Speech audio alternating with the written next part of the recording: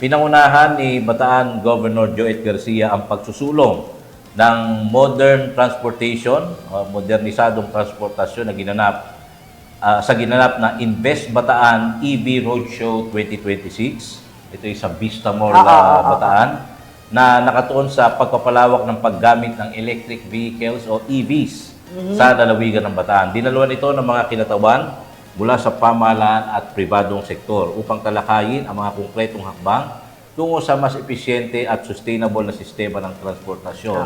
Sa harap, siyempre, ng pagtaas ng mga presyo ng pangunahing petroleum product system.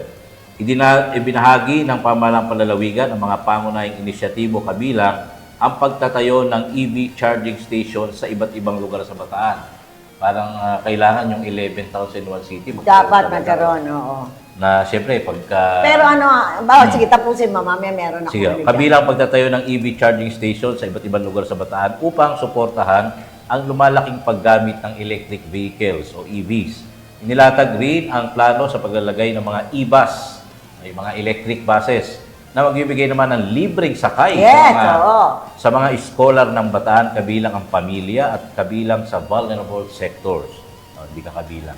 Bukod dito, malalawakin din pwede yun. ang Transport Network Vehicle Service o TNVS upang makalikha ng dagdag na hanap buhay at mapalakas ang modernong transport services sa lalawigan. Ayon sa mga opisyal, layunin ng mga programang ito na gawing mas komportable, abot kaya at environment friendly. Walang usok yan. Environment friendly ang pampublikong transportasyon, lalo na sa gitna ng patuloy na pagtaas ng presyo ng petrolyo na sa pandaigdigang merkado. At salamat sa Diyos, every week mababa naman kahit paunti-unti. Ate Sen? Yan, nandyan ako kasi, na-interview din namin si Governor Joet. Doon sa isa sa nagsalita, yung JC, yung kumpanya, yung may mga EV. Kung meron kayong EV na kotse, pwede niyong i-ano sa kanila na sila ang magmamanage, pera na lang ang darating sa'yo. Kasi parang sila ang magmamanage nung parang express yung gano'n, yung... Kanya, TNVS. Oo, TNVS.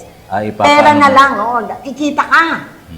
Minsan parang ilalagay sa fleet of vehicles. Oo, na marami kasing gustong... Example natin, Grab. Yan, Grab, gano'n, Tapos yung Express, yung... kaya gusto mo maging driver, yung palang isang driver, kumikita ng 6,000 kung minsan. Sa Grab, ganyan.